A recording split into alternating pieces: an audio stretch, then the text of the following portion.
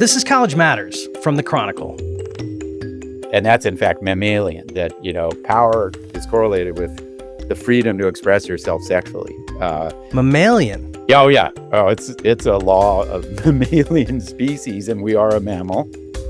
In a bombshell announcement on March 9th, Ohio State University said that its president, Ted Carter, had resigned over an inappropriate relationship with a person seeking public resources. In recent days, the university's legalese has given way to more of a tabloid story involving Carter and a female podcaster with whom he has been linked. Carter's resignation is just the latest example of a man in university leadership whose personal conduct has inspired institutional upheaval. What do these stories mean for a university? And what do they tell us about men in power? I had a fascinating conversation about that with Dacher Keltner, a psychology professor and author who has studied the intersection of sex and power. But first, we'll dive into this story with my colleagues Nell Gluckman, a senior reporter at the Chronicle of Higher Education, and Sarah Brown, a senior editor at the Chronicle.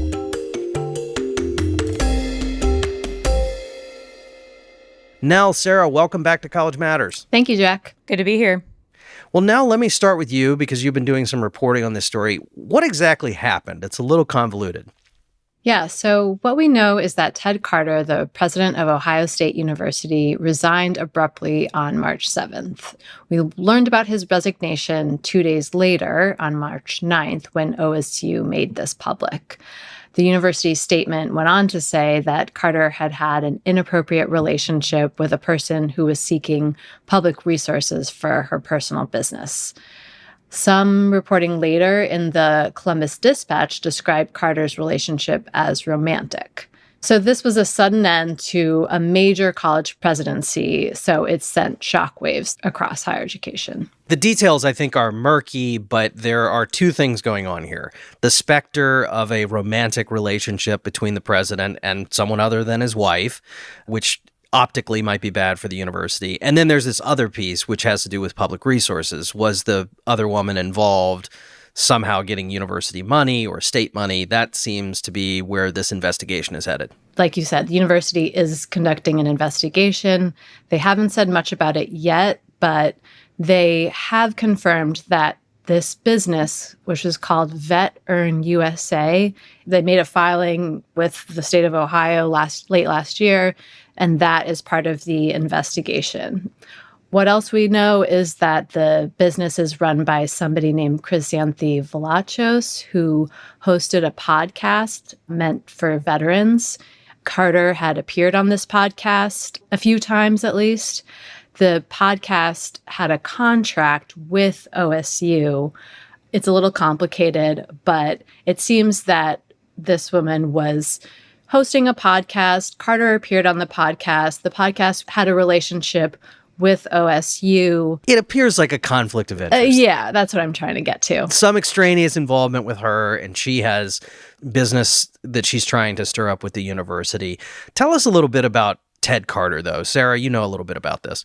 Listen, Ted Carter has what you might describe as the perfect resume to be a college president right now. He has this very decorated military background. He has a long history of leadership roles in the military education realm. And, at a moment when conservative politicians are kind of have their claws out for higher ed, they're looking for opportunities to ding the sector for promoting progressive ideology. I mean, Ted Carter is not one of those leftist academics who's indoctrinating people, right? And Republican state lawmakers in Ohio have been pushing these really big higher ed reforms. They've been eliminating DEI efforts, imposing new curricular requirements, barring faculty from going on strike. We know that Carter influenced certain aspects of that legislation, made it less disruptive to higher ed than it could have been. Carter told the student newspaper at one point, look, I support academic freedom. I'm not going to support legislation that restricts faculty from teaching certain kinds of courses. And I think he was able to have that kind of input because he's got this resume that Republican lawmakers value. And, the military background also conveys this aura of respectability and integrity. And I think that's also what makes it so shocking that he had this inappropriate relationship. One thing I would say is he was not just a veteran, he was the longest serving superintendent of the U.S. Naval Academy, where he went as well. He was also a graduate of the Top Gun program. So he was a fighter pilot, and he held a record for the number of safe landings an American had done on an aircraft carrier. So this was like a decorated veteran who had risen up through, like Sarah said, higher ed leadership. And that's important, I think, because, like Sarah was saying, he's in this time when higher ed is in the crosshairs of legislators in Ohio and in the White House. Here is this really impressive person coming forward as the representative for Ohio State University. This does not look so good. Yeah, it plays against type in a lot of ways. Although, having seen the movie Top Gun, my sense is it's a pretty steamy organization, but that was not his reputation. I think you've even talked to some people who question whether this was a romantic relationship because he seemed so straight and narrow. This idea of putting former military people into these positions as a way of sort of creating political armor for the institution is a technique I've seen at numerous places. I think that one of the things that I've been thinking about in relation to this story, we had a meeting with a producer for our podcast a few days ago, and she heard this story and said, what's the big deal here? I mean, we don't know anything about Ted Carter's marriage, his relationship. There's reporting that this is romantic. It's not for us to make a moral judgment about what he did in his personal life. But the problem that this presents for any university president is that they don't really have personal lives. Their personal conduct and institutional reputation are so intimately connected that you can't really have any fun, for lack of a better phrase. You are in the fishbowl. And I think we've seen this in a number of instances outside of this case. I was immediately reminded of Mark Schlissel, who was fired in January of 2022 for an inappropriate relationship that he had with what the university described as a subordinate.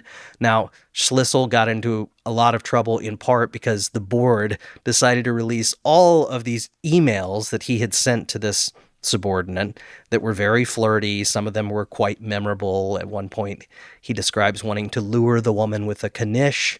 The students had a ton of fun with this, made T-shirts, wrote on sidewalks. It was a humiliating experience for Schlissel, and it was also a really humiliating experience for the University of Michigan. I was reminded of Mark Rosenberg around the same time, January 2022. So he was president of Florida International University. He made some unwelcome overtures toward a significantly younger female employee. At the time, Rosenberg was 72. He was also married to a woman who was suffering from dementia, which gave this another, sort of strange dynamic to this story. But the board released information about Rosenberg's overtures to this woman. So this is kind of a recurring theme, and we have some more recent examples we can talk about later, but it just speaks to me, Sarah, about how the president's personal conduct isn't really personal, that when these things happen, they have outsized influence on the institution. And it's a bad look, if nothing else, but it seems like these guys always have to get cut loose. We have to draw the parallel between Michigan and Ohio State. I mean, you can't Sure. you can't ignore that, right? For people who don't know, big football rivalry, right?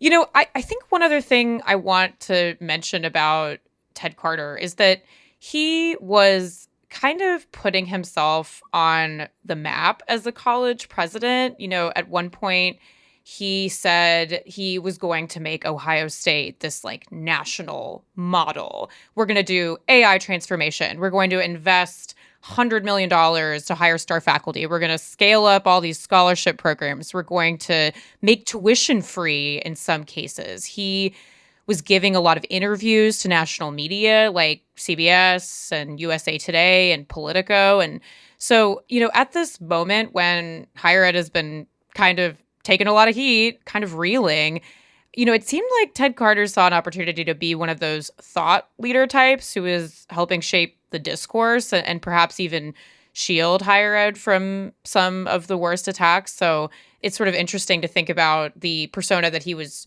again, trying to project in all of these public settings. It makes a personal screw up all the more mystifying because he's doing a lot of the things that university presidents are failing to do, which is actually getting some good press, which seems like it's almost impossible right now.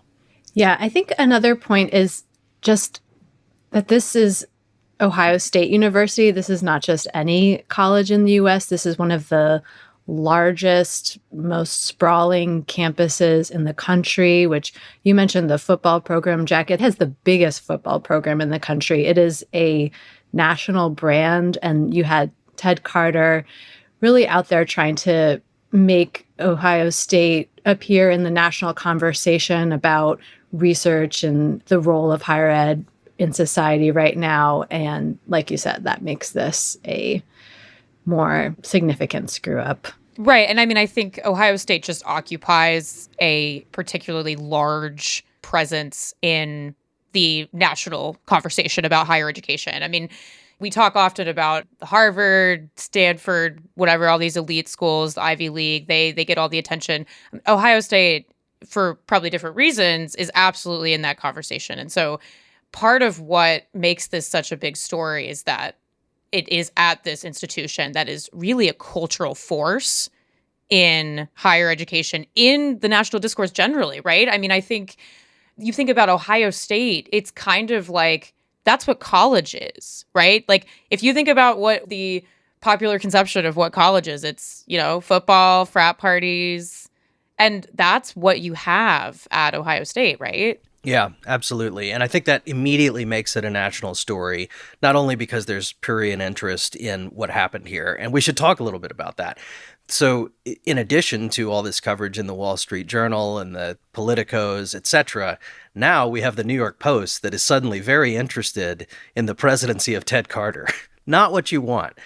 They had a story not so long ago where they, I think, got a body language expert to go back and look at Ted Carter's appearances on this woman's podcast. The body language expert said that the woman looked like she had a schoolgirl crush on Ted Carter. I can't speak to the efficacy of that analysis, but it's just another way in which this story has metastasized, and now it's in a whole different realm of media, and there's going to be more and more coming out. He's getting all the wrong kind of press. And in terms of the nature of this relationship, right, I think there's a lot that we don't know. But the Columbus Dispatch reported this week that there were some quote unquote weirdly brazen public displays of affection at a couple of recent dinners and events where Carter and this woman had been both present. And so, again, we're getting kind of a drip of painting a picture of this. But it also is, according to this reporting, it was very public. And that's interesting, right? It feels like it's not like Ted Carter was trying to hide what he was doing. It seems like this was in front of a lot of really important people. That reporting also said that he was introducing her to people who could potentially invest in her app, which was for veterans as well, which kind of adds a little bit more information about this potential conflict of interest situation that is kind of a parallel reason why this is not looking so great. Yeah, there are two distinct pieces to this. So there is the question of a conflict of interest and whether the president of the university is positioning this person to get access to public resources because he is in rooms with people who make these types of decisions. That's one piece. But the optics of the president of the university, who is married, showing up at public events and engaging in public displays of affection with someone other than his wife is a problem for the university too, because they're fairly or unfairly, is sort of a portrait of the university presidency. And not unlike the first lady of a university is an important piece of that picture. They are the pictures that you sort of see out there of this couple often that is ostensibly leading the university together. And I think that anytime that portrait is compromised, as it certainly would be if there started to be whispers about whether the president had an outside relationship, that's a problem for the institution. In most cases, the college president, especially of a big sprawling campus, is going to live in the university mansion, which is designed as a place where you can host events, usually for fundraising. So the president and their spouse, they are the public face of the university, meant to bring people in who could potentially give lots of money. They are going to be meeting with lawmakers as well. These are the people who are supposed to represent the university to the people who control how much money it gets. So the sort of typical picture is a president with their spouse. Usually, honestly, it's a man with their wife, and they are kind of like the president and the first lady of the U.S. It's like Right. a sort of similar kind of role, often not paid, but it's significant on campus. I was curious. So now we talked just a few weeks ago about the Epstein files. So this is this trove of documents that came out, correspondence between Jeffrey Epstein and tons of high-profile people, including some academics. One of the academics was Larry Summers, the former president of Harvard. Some of these emails were quite cringy, where Larry Summers was talking to Epstein about a woman other than Larry Summers' wife and some problems he was having on that front. Larry Summers said he was deeply embarrassed by the content of these emails and realized the pain they had caused, but he ended up resigning his faculty and academic appointments at Harvard, which was really a huge fallout for him personally and professionally. And I just wonder whether you think that we're having any kind of cultural moment around this right now. This idea of men in power behaving badly and the consequences that it has not only for them, but for the people who have invested themselves in them, whether that means their wives or their children, or whether it means the institutions that have supported them. What do you think about that, Sarah? I mean, look, I've been thinking about the Me Too movement as an underlying current in this story. That movement was about accountability for men who were behaving badly in the workplace. And, in this case, there was instant accountability. I mean, Ted Carter resigns pretty much immediately. And, on the one hand, I'm like, maybe that wouldn't have happened if we hadn't gone through the Me Too movement. But then I also think about, okay, maybe that's a sign of, in one conception, that could be a sign of progress. But then Me Too also touched off a lot of conversation about how do we prevent bad behavior, harassment, inappropriate touching, weird looks. I mean, it sort of runs the gamut. How do we prevent that from happening, period? And there was all of this discussion years ago about how to change attitudes and even change behavior, stop this from happening. And Carter having this inappropriate relationship suggests that a lot of those behaviors are still very much with us, right? I think that's true. And I think that, it raises a lot of questions about whether safeguards and practices do much to change culture or human behavior. I guess I would just make a slight distinction. I think Carter, there's no allegations about harassment here. It's misuse of public money and an inappropriate relationship. So we should make that clear.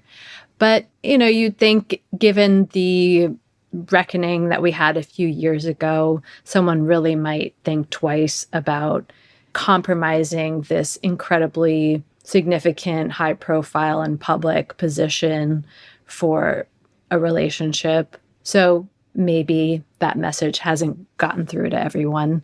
This is a example of, at least from what we know so far, a pretty quick resignation that came about once some of this information had reached the board. Mm-hmm. So I also want to take a stance that maybe that's partly because of some changes in norms over the last 5 years. I also think, given what we were saying about Ted Carter earlier, when this happened, I think that it was absolutely obliterating to his brand, which is part of the story. Perhaps Donald Trump can get away with certain things because there's an expectation around who that person is.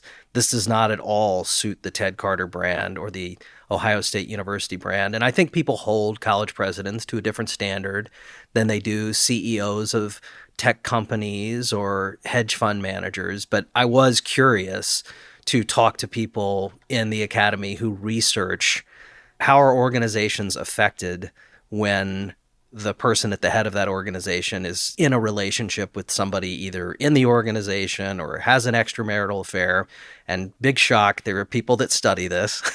One of them is Amy Nicole Baker. So she's a psychology professor at the University of New Haven. And she told me recently that CEO affairs are just bad for business, that it can hurt the stock price, that there's research that shows that, and that it makes the company less desirable to work for, that people are just less inclined to work for a place where the CEO is caught in some kind of extramarital scandal or sex scandal. Let's hear a little bit of what she told me. Yeah, the organizational theory is that, you know, the CEO is the visible symbol of the company, and investors don't have any insight into a lot of the internal mechanisms of that company. So they look at the CEO and they use that person as sort of a barometer. And basically the idea is, well, if he's cheating here, what else is he cheating on? To put it casually. So it's a loss of investor trust that we think is one of the mechanisms behind why the stock price takes a hit. So boards sometimes have policies that contain a morality clause. I've seen at least one president who was forced out over something like that involving a extramarital relationship.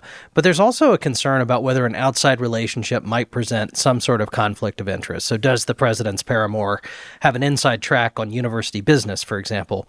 Why are secret relationships such a problem for a chief executive? No, they're a problem for everyone, not just the chief executive. So we know that, you know, people think, oh, maybe it would be a good idea to hide these things. But we know from the research that eventually the secret does come out. And when the secret comes out, it has an even more negative impact because then people feel betrayed. They feel like you were lying to me about this relationship. So you've got this intensification of the distrust that happens. One of my co-authors on my conference presentation also looked at secrecy in workplace romance and the negative outcomes that are associated with it. So the motivation is to keep it secret, but it almost makes it worse. So a couple things Dr. Baker said there that I want to hear your take on. One is that if he is cheating on this, where else is he cheating? That really struck out to me as something that these institutions grapple with in the wake of this. And the other is that the secret always comes out. Well, I mean, first of all, in terms of the trust being broken, we all know that faculty and administration in higher ed, already the trust is very much fractured. Even at institutions that have not sort of been mired in scandal, there's a lot of distrust there. And so this is only going to make things more challenging for a sort of a future Ohio State leader, right? Yeah, I think it puts a really fine point on how shocking this is that somebody would take that trust for granted or be so cavalier about it, because Sarah talked about the students and faculty and how easily their trust is fractured. Like we talked about before, you know, the analogy with a CEO and a company is relevant here. He's the steward of this college and responsible for fundraising. And I wonder how donors might question how he's handling the university budget. Yeah, when you give people millions of dollars, you want to know that you can trust them. And Right. this speaks to the integrity of the person at the top of the pyramid. Sarah, what is your big takeaway from this? Two things. One is, this is just going to be a really difficult job for the next leader of Ohio State to come into. They already had the previous president who preceded Ted Carter already left early. And we sort of have this series of cases where someone's come in with big ideas, big plans, and has resigned a bit unceremoniously before any of those plans were executed. Ohio State is also just a massive, massive organization. We've got that distrust angle. It's just going to be really hard for that next president, Ravi Bellamkonda, the provost, who was named to the permanent post very quickly. So that's one angle here. The other is that, there's sort of a bigger picture higher ed story here. This is kind of the ultimate unforced error. Ohio State, as we talked about, has this big presence in the higher ed discourse, and now it looks very unserious. I mean, we're at a moment where higher ed is taking a lot of heat, facing a lot of scrutiny for doing all sorts of things wrong, for, again, allegedly indoctrinating the students and pushing progressive ideology. And now we have another case where critics of higher ed can point and say, hey, we really shouldn't be giving more money to higher ed, or we shouldn't be giving more support to higher ed. It feels like, at a moment when higher ed is already in a lot of trouble, it's just a total unforced error. Absolutely. Well, I think that's a good note to end on. Sarah, Nell, thanks so much for coming on the show and talking about this. I really appreciate it. Thanks for having us, Jack. Thank you.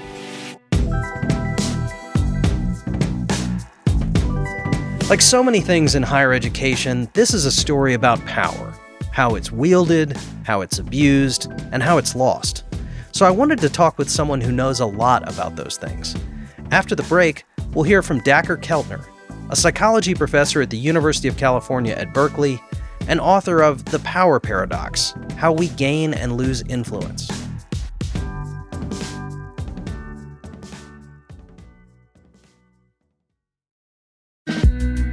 If you're trying to keep up with new academic books, you already know the problem. There's more coming out than anyone can possibly read.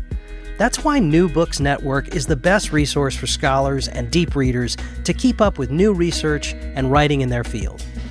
New Books Network is a massive collection of long-form interviews with scholars and authors, almost 30,000 conversations on the site across history, politics, literature, science, you name it. You'll hear directly from the authors who lay out their arguments and research methods. New Books Network also works closely with academic publishers, including partnerships with Princeton University Press, Oxford University Press, and MIT Press. So it's a great way to stay current with the kinds of books that shape actual conversations in higher ed. If you want a smart, efficient way to discover books worth taking seriously, go to newbooksnetwork.com. That's newbooksnetwork.com. Nobody covers international higher education like my colleague Karen Fisher. And now you get Karen's best reporting and most thoughtful analysis delivered directly to your inbox with her newsletter, Latitudes. Latitudes examines the economic, cultural, and political divides that shape and drive higher education's global relationships and reach. From study abroad programs to the effects of geopolitics on colleges, Karen covers it all. Sign up for free at chronicle.com/getnewsletters.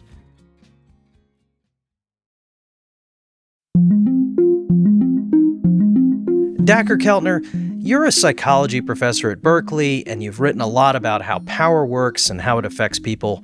We've seen some examples of that in higher education of late, most recently with Ted Carter's resignation at Ohio State. Are people in positions of power prone to making reckless personal choices? What does the research tell us about that? Yeah, I've studied power for 25, 30 years, Jack, in every imaginable context, from summer camps of school children to people in business organizations.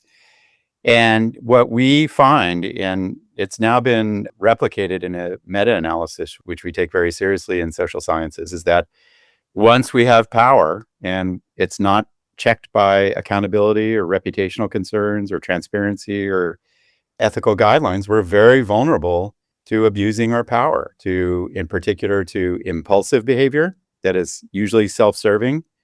You take resources from your organization in an inappropriate way. You take funds from a particular company. So that's the first. And then the second is kind of a lack of awareness or lack of empathy about other people and their concerns.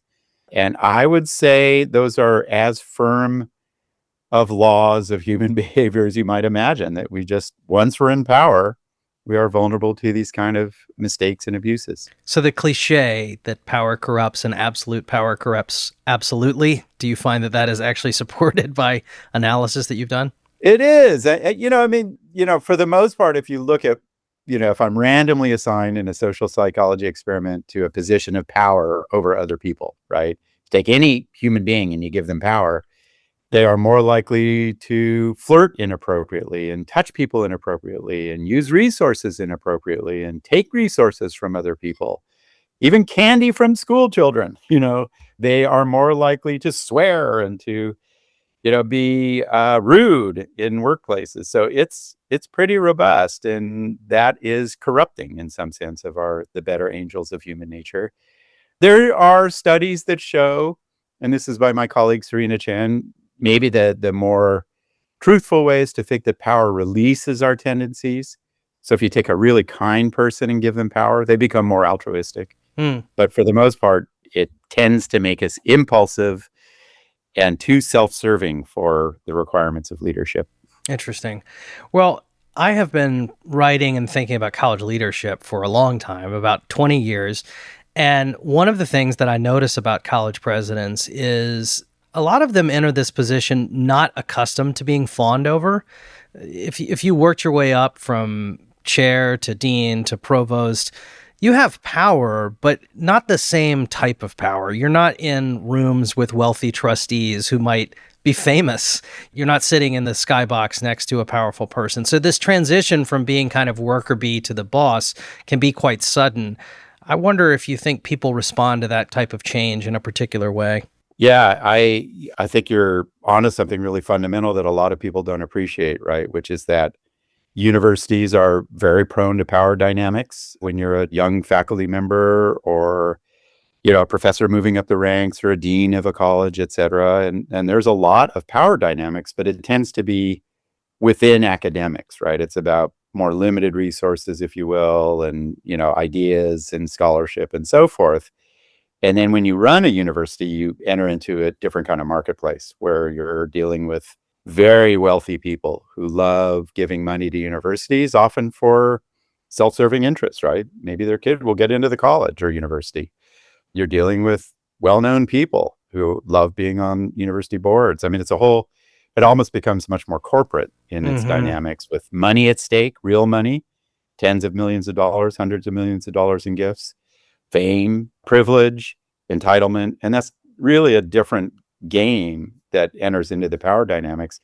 And our research on social class and privilege finds that a lot of the abuses of power are amplified by privilege, right? That when a lot of money's at stake, fame is at stake, when publicity is at stake, you amplify these tendencies towards abuse. Right. When you're a provost, you might have the audience of the faculty senate. When you're a college president, you might be sitting next to the head football coach who was just on ESPN or something like that. It's a very different group of people.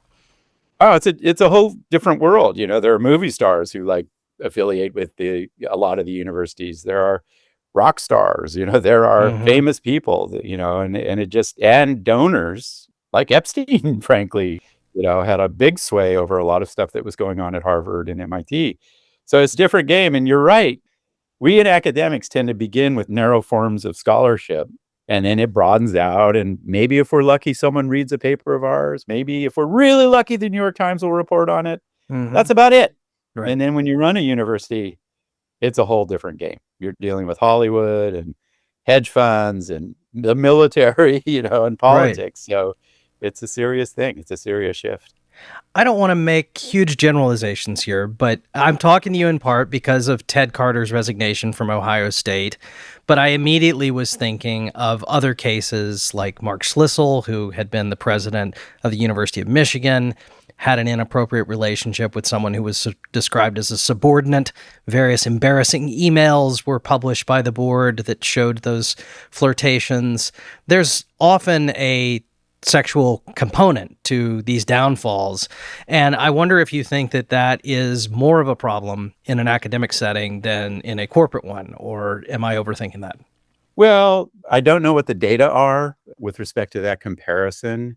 What I will tell you is that across organizations out in the corporate world, people with power are more likely to make sexual advances and harass low power individuals. And it's pretty clear that's about power dynamics in some sense. And there's a lot of nice social science research showing that if you have power in an organizational setting, there are a couple things that go on. One is you tend to feel more desire towards other people around you and flirt inappropriately.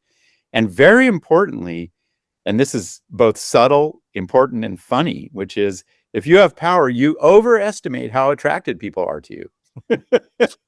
So, you're walking around flirting a lot and, hugging and so forth. And you think everybody is interested in that. And in fact, you don't perceive how anxious it makes subordinates, how they may be put off, et cetera. So that's the psychology behind it. And you said that you actually think that there's some research to suggest that people who are in positions of power feel more sexual attraction toward other people or feel more desire. Yeah, both. I mean, and that's pretty robust, and that's in fact mammalian, that, power is correlated with the freedom to express yourself sexually.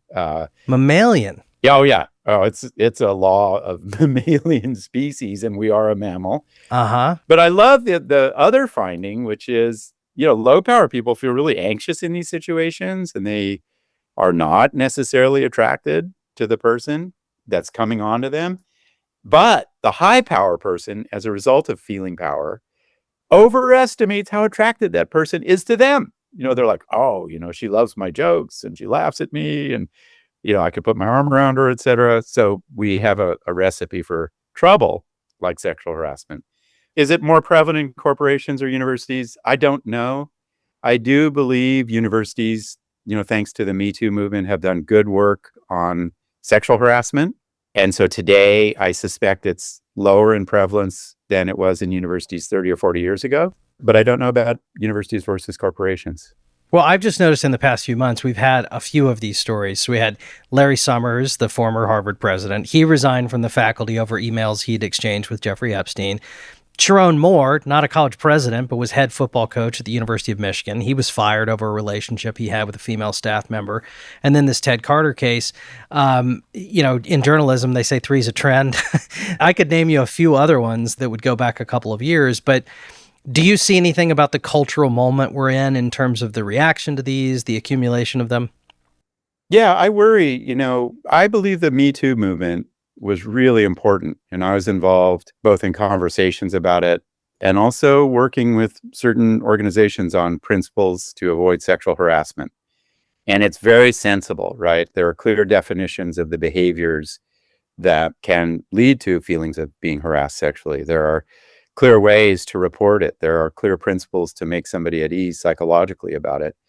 That's all been good work. And I worry, in the last several years, we've shifted out of that climate of being really thoughtful about how to curtail sexual harassment. And so, we know that certain forms of misogyny are on the rise. We know, like you said, that the financial dynamics at universities are different than they were 30 or 40 years ago. Different kinds of donors, different kinds of boards, et cetera. So I worry that it's on the rise. I don't know what the data are. It's a really important question. Well, I know that colleges work very hard in trying to vet college presidents, and then invariably when they screw up, we start to question the vetting. But I know they're doing a lot of work up front. But you're describing this behavior as mammalian, which seems like it's hard to root out.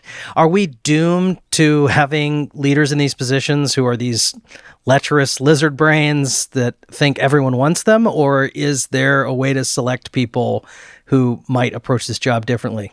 What has struck me in studying the impulsivity and potential abuses that power brings about is how widespread it is. This is true of athletes and rock stars and politicians, and it's true in the military, where there are codes of ethics. It's true in the academy and academics. It's true in religious systems. Right? You think about the abuses of the Catholic Church. It's true in schools. I mean, this is just a basic tendency of human nature, that power tends to produce inappropriate behavior. But we have a lot of ways to regulate it, and that's really where the action is, in my view. That's why we have sexual harassment trainings. That's why we have ombuds people. That's why we have, I believe, the need for a discussion of ethics amongst leaders. That's why we have transparency in the accounting of budgets within, branches of universities and organizations. There are a lot of straightforward ways to curtail these abuses. We gain these positions of power and we're vulnerable. There are lots of good things we can do. It's interesting. Your final question there is something that's very interesting for leader selection committees to be thinking about, which is it does matter who you choose.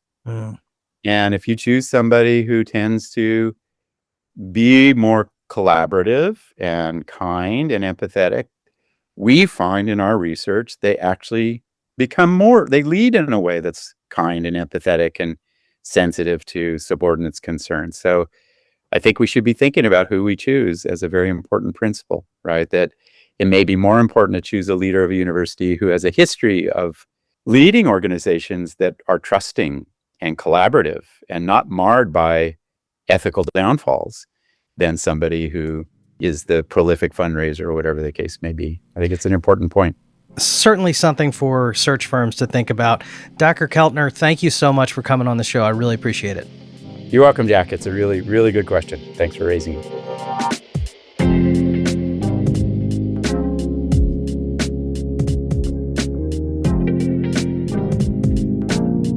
College Matters from the Chronicle is a production of the Chronicle of Higher Education, the nation's leading independent newsroom covering colleges. If you like the show, please leave us a review or invite a friend to listen. And remember to subscribe on Apple Podcasts, Spotify, or wherever you get your podcasts so that you never miss an episode. You can find an archive of every episode, all of our show notes, and much more at chronicle.com/College Matters. If you like, drop us a note at collegematters@chronicle.com. We are produced by Rococo Punch. Our Chronicle producer is Fernanda Zamudio Suarez. Our podcast artwork is by Cottrell Thomas.